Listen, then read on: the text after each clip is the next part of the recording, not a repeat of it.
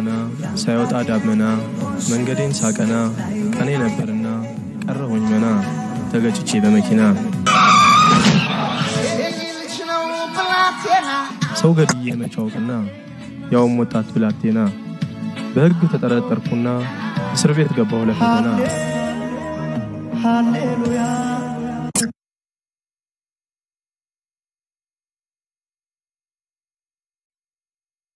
ዶክት እዚህ መስቀል አደባባይ የቦምባርሌ ተስካሪውን ልደት ተከብሮ ነበር በዛው ጥበቃው በጣም የከፋ ጥበቃ ነበር አደገኛ ጥበቃ ነበር በፌደራል ታጥሮ ነበር ከመሃል አንዱ ቦምባርሌ ያለ ይዘላል እንደሱ ያው ጸጉሩን ቆጣጥሯል ፌደራሉ አየው ታዘበው ስባስኪ ምንድነው የሙት ጨፍሩ ያላችሁ አይ የቦምባርሊ ተስካር ነው ወይ ሞለኪሮስ ይበልጣል እንዴ አይ በልጣው ሙሽግር አለ ታዲያ ኪሮስ አለማይ ሞተ የለ እንዴ አዎ ታዲያ የስሟቻል እንዴ ምን አለበት ታዲያ አብሮ ተስካራቸውን ቢያከብሩላቸው አይ የኪሮስ አለማየሁ ጃማይካ እየተከበረለት አንቺ ትትሸጂ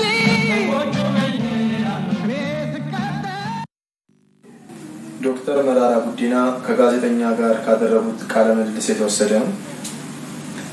ዶክተር መራራ ጉዲና በምርጫ 97 ወቅት ካሳለፉት የፖለቲካ ህይወት ውስጥ የማይረሳውት ምንድነው እንግዲህ ምንድነው የክርክሩ ጊዜ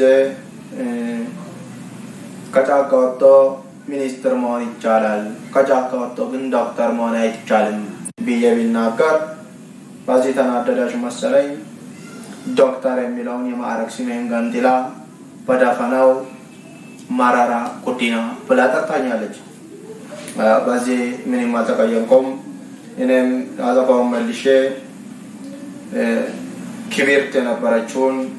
ክብርት ወይዘሮ ገነዘው ለብያታለሁ እሺ ዶክተር መራራ ከሚወዱት አባባል ምንድነው ጂብ ማታ ማታ የሚትሰራውን ስለሚታቅ ካንጋቲ ደባባለች የሚለው እሺ ዶክተር መራራ አንዳንድ ጊዜ ፓርላማ ውስጥ ይተኛሉ የሚባል ነገር አለ ይሄ እውነት ነው ምን ባኪ ጭብጨባው ቤት በኩል ያስተኛል ቢላም እሺ ዶክተር መራራ እናንተ ፓርላማ ስትገቡ የቅንጅት አመራሮች ፓርላማ አንገባም ብለው እስር ቤት ገብተዋል 2 አመት ከታሰሩ በኋላ መንግስትን ይቅርታ ጠይቀው መንግስትን ይቅርታቸውን ተቀብሎ ከእስር ቤት ተፈተዋል በዚህ ላይ ያሉት አስተያየት ምንድነው እስከዛሬ ገሪሳ ከመቢና ጋር ቢኖር እሱ ብቻ እኔ መልክ የሚታሰሩ መስሎኝ እንጂ 2 አመት መታሰራቸውን በቃቢራቸው ታሰራ አልነበረም ማች ፓርላማ ገባ ነበር ወይኔ መራራ ካዝቢ ጋር ተቆራርጬ ቀረው እኔም ብለው መራራ ሲሬ መራራ ሲሜ መራራ ህይወቴ መራራ ሁሉም ኮሎኔል መንግስቱ ኃይለ ማርያም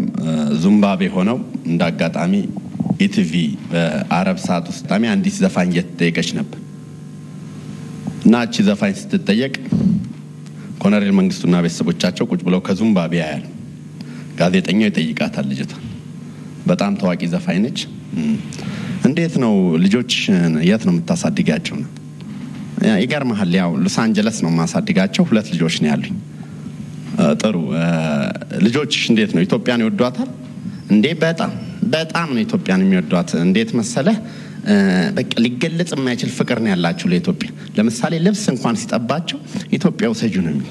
ጫማ ሊጠባቸው ይችላል ሲጠባቸው ኢትዮጵያው ሰጁ ነው የሚል የሆነ ሹራብም ሲያጥራቸው እማማ ይሄን ኢትዮጵያው ሰጅልን ይሄን ያህል ነው ለኢትዮጵያ ያላቸው ፍቅር ኮሎኔል መንግስቱ ዚምባብዌ ሆነው ይሄን ነገር ሲያው ወባንቺ እናት ሀገር ኢትዮጵያን ይኸው ልዋጭ አርገውልሻል